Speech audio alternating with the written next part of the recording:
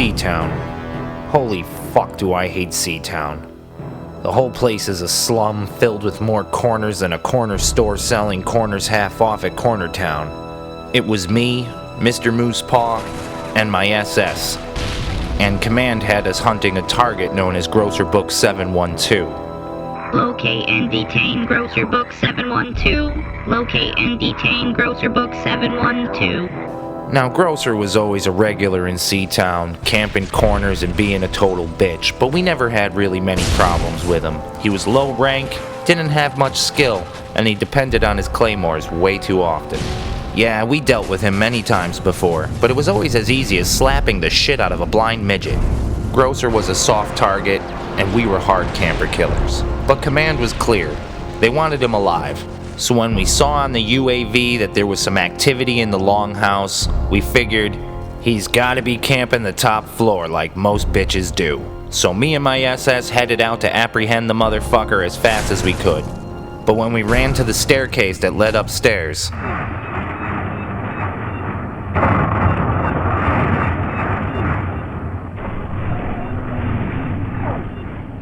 Mr. Sif and Mr. Sif 1 down. Mr. Sif and Mr. Sif 1 down. I misread the UAV. He wasn't upstairs. He was downstairs, camping the bitch bed in the corner. And my mistake cost us both our lives. After hearing the report, Moosepaw turned right around and went straight to the bitch bed. With a gold striker in hand, he engaged Grocer Book 712.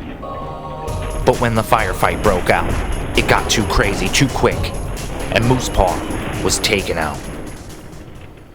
As I heard it over the radio, I couldn't believe my ears. Paw was one of the greatest camper killers we had from the academy. I've personally seen him take out multiple tangos without even being in the room. And now this scrubby bedbug took him out in a one-on-one gunfight? Impossible. As soon as I was back on the field, I wasted no time waiting for my SS to respawn and headed straight back to the long building. I ran right in there, and I shot him in the dick 6 times. Command wanted him alive, but target was down. I knew I'd be reprimanded, but I didn't give a fuck. As soon as I got out of there, I got on the radio and I asked for the status of Mr. Moosepaw and my SS. I was relieved to hear that Mr. Moosepaw had been wounded, but he pulled through all right. He'd be respawning tomorrow. But when I asked again about my SS, the reply was something I just wasn't ready to hear.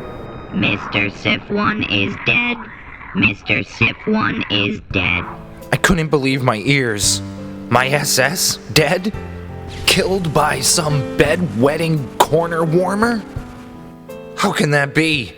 I've been running with the same SS for about 5 years now. We were close. We were always running together. If someone was sniping me, my SS was there to beast that motherfucker. There was no other split screener out there quite as insane. And now my SS was dead. Because I misread a fucking UAV. Command wasn't too happy with me when they heard that I painted the walls with Grocer Book's balls.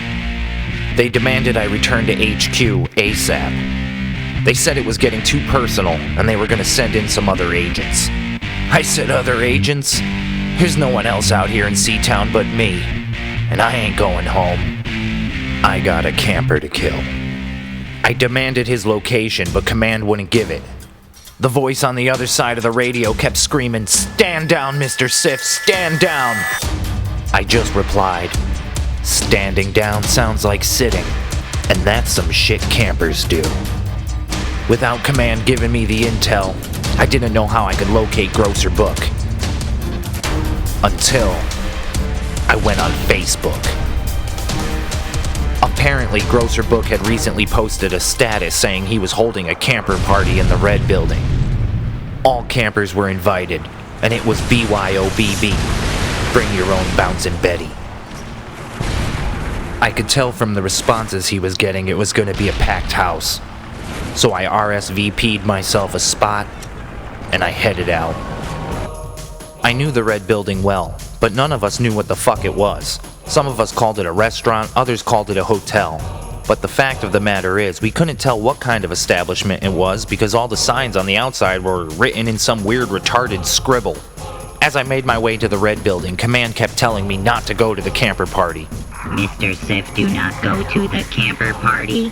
Mr. Sif, do not go to the camper party. I just turned the radio off and kept moving. By the time I got there, I was so angry I forgot all my training. I didn't even check my corners. I just ran into that party dumping hot bumblebees on every motherfucker I could. But there was too many of them. And as the bullets just ripped through my body one by one, I saw him in the corner laughing. There was nothing I could do. And with my last bit of breath, I screamed to my SS, "I'm so sorry, I can't get this camper down." And that's when through the smoke came Rob the Ogre. Like a mighty runner, he ran in there handing out bitch slaps like bags of candy snacks. The firefight was intense. Back and forth they went for what seemed like hours. Until finally, it was over. And that's when I heard Rob say, "Don't worry, Sif. Camper down." I wanted to ask Rob the Ogre so many questions. Like, "Hey asshole, aren't you the guy who helped kill my best friend in Camper Down Episode 1? But I couldn't make the words come out of my mouth. It must have been all the dying I was doing. And that's when I saw my SS. And as she ran by, she looked at me and said, "Get on my 6. We're going home." So I got on that 6. All the way to video game heaven. Camper Down.